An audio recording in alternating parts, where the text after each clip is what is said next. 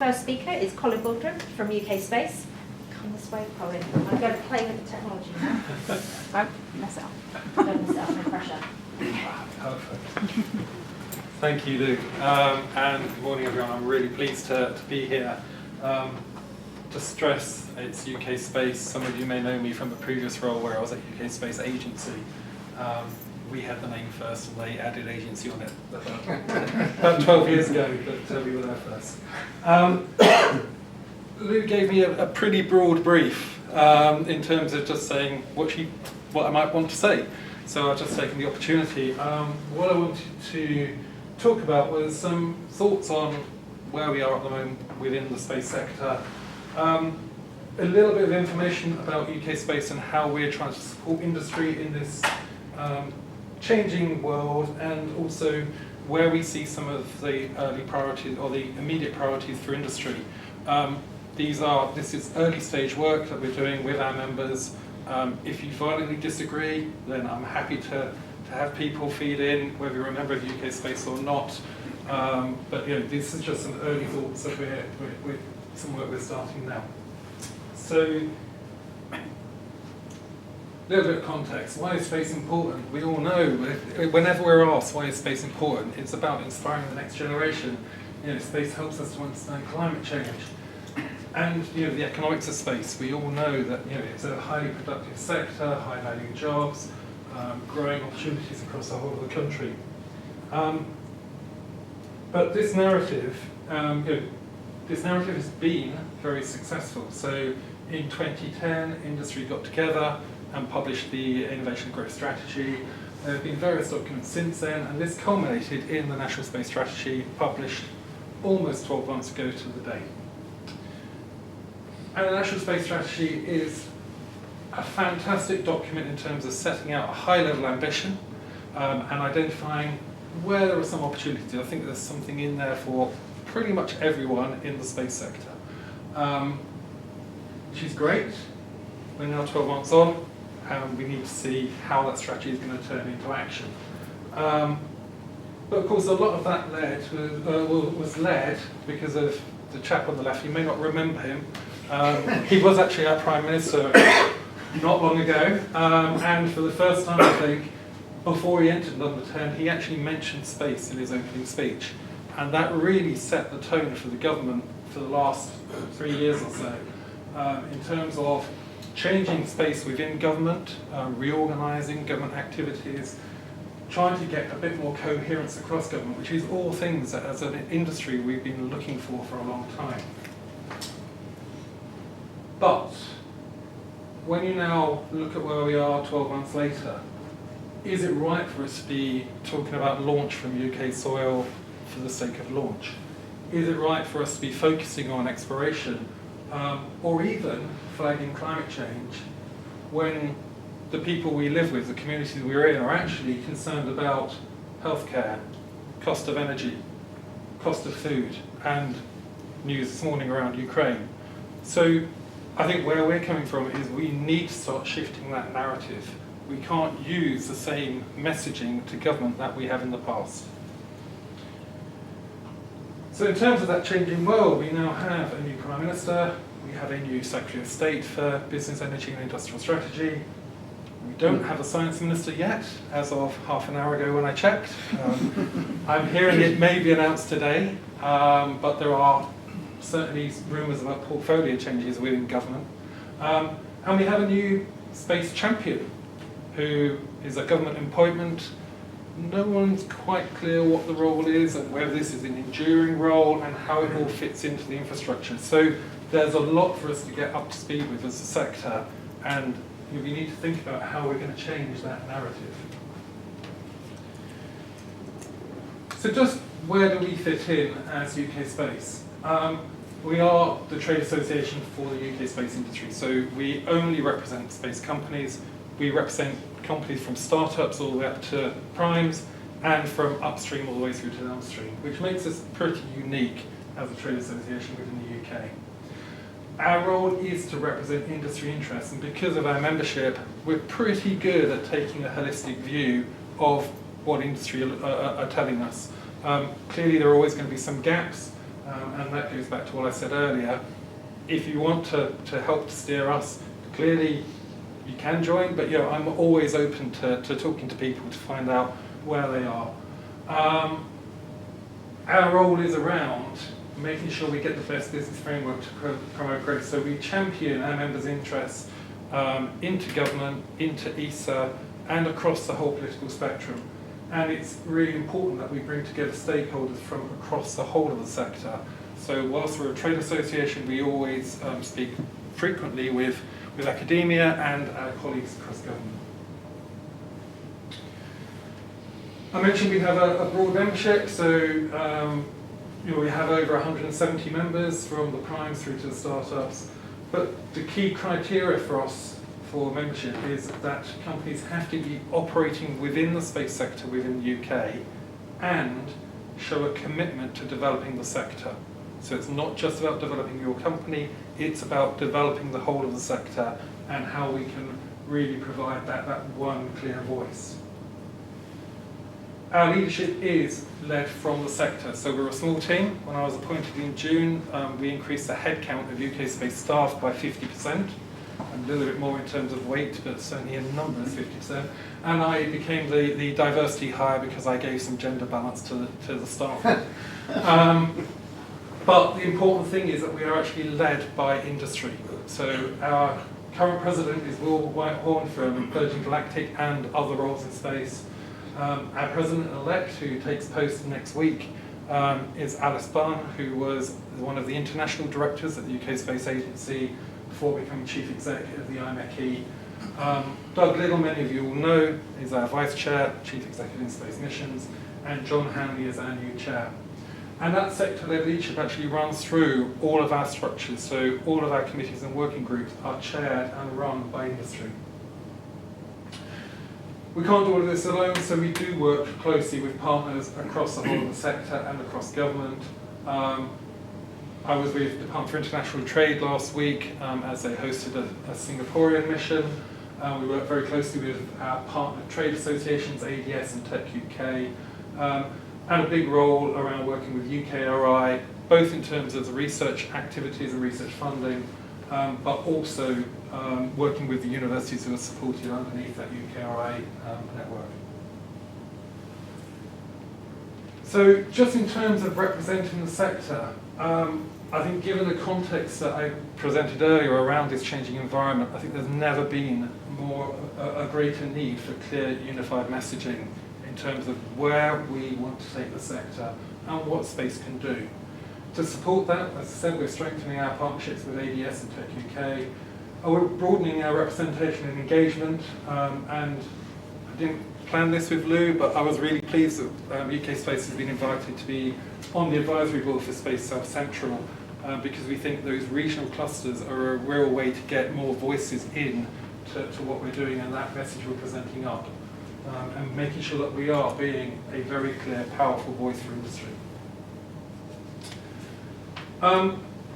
Talking a little bit about priorities. So our priorities are shaped by industry, and we have a number of different committees across all aspects of the sector, including a dedicated SME committee.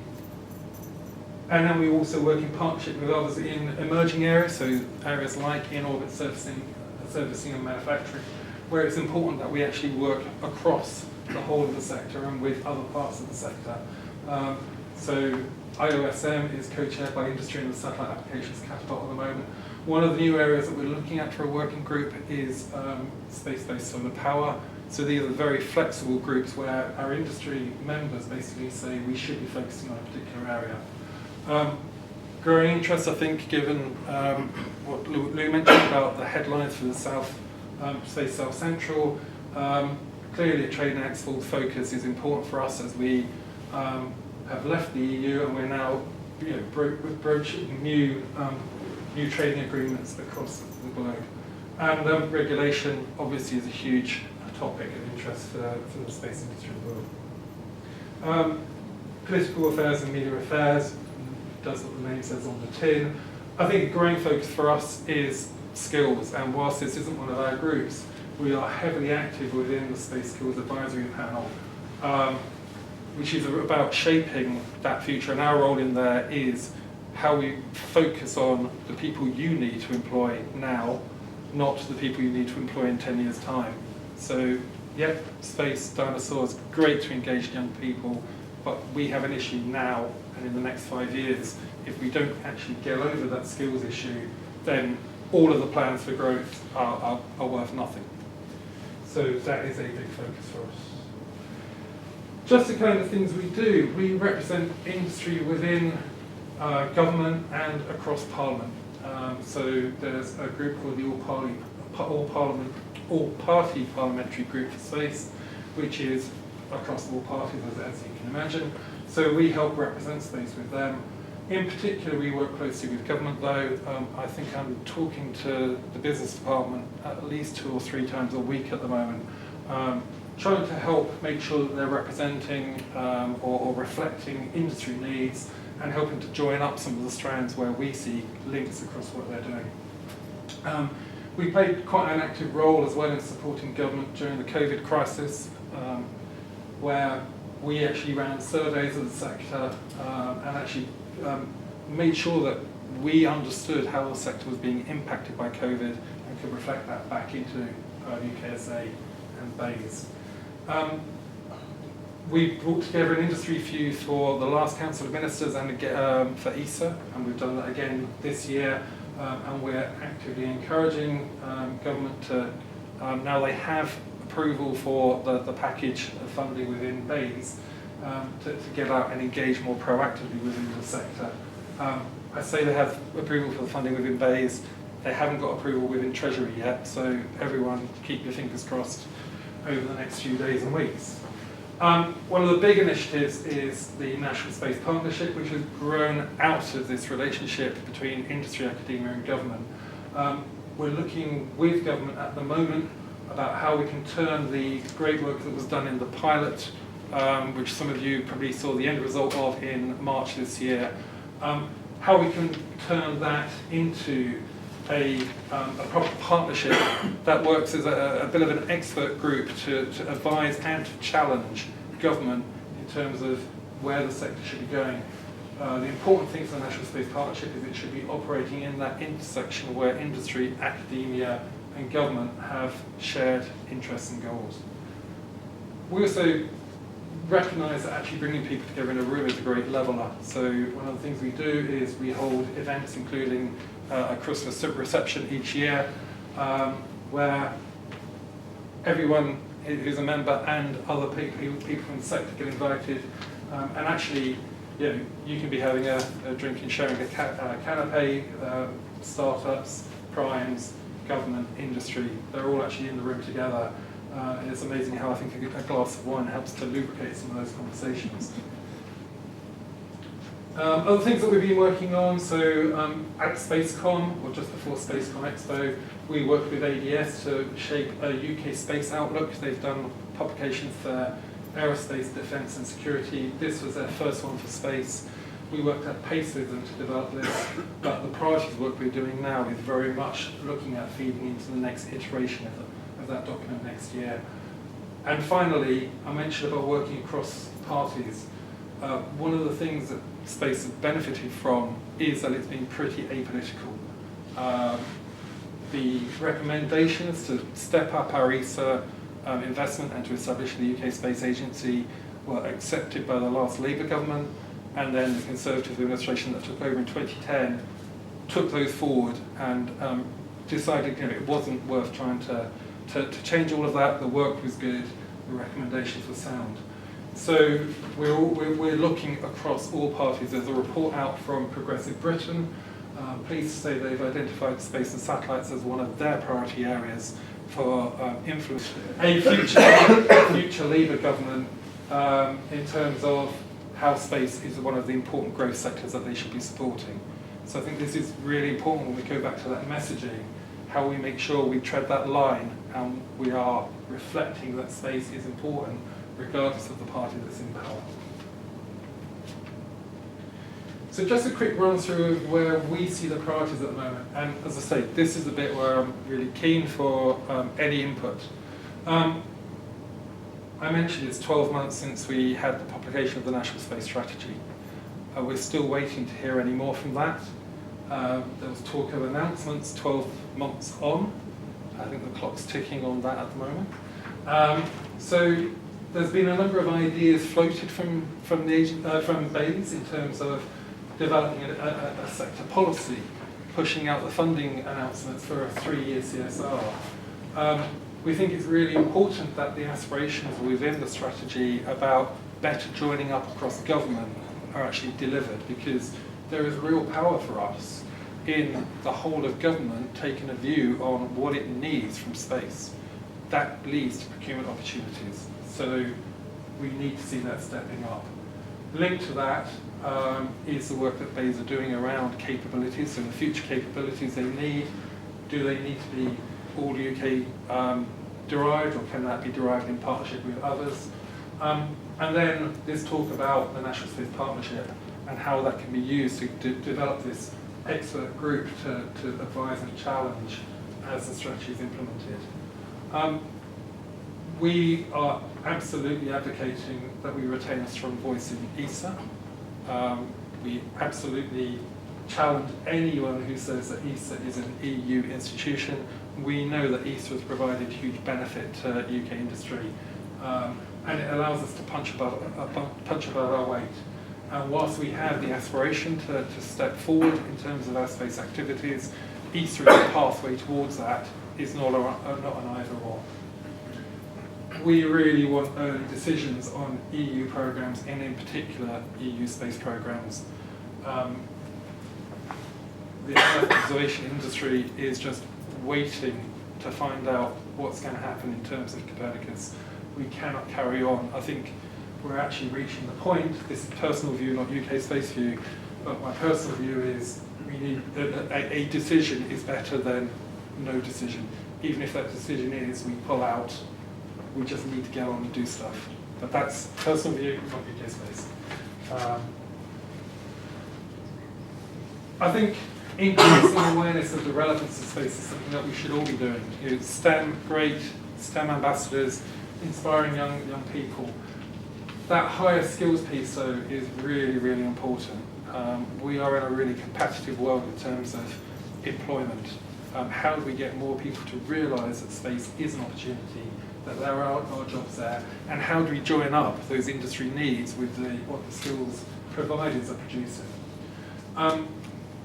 I talked a little bit about the political awareness and making sure that MPs understand that space is important. The flip side of that is the public awareness. How do we make sure that public are not writing to MPs complaining about launch, but actually they're writing to MPs saying we need to do more in space because it delivers X, Y, Z to me and actually makes government more efficient. I think lastly, space works on long timescales and government doesn't. It's an absolute blessing that we have a 3-year spending review, hopefully, touch wood, after many years of a 1-year spending review. But even a 3-year spending review isn't long enough to set out a strategy and deliver on that strategy for the space sector. So I think there is a real thing that we all need to be doing to develop a very clear, long-term, non-political vision of where the industry needs to get to, where the sector needs to get to, and then engage across the political spectrum to try and get that longer-term view. Maybe a bit aspirational, but if we could do that, I think we'd be in a good place. I don't know if I've kept time, but... Pretty good. Good. Fantastic. Thank you, Colin. That was great. Thank you.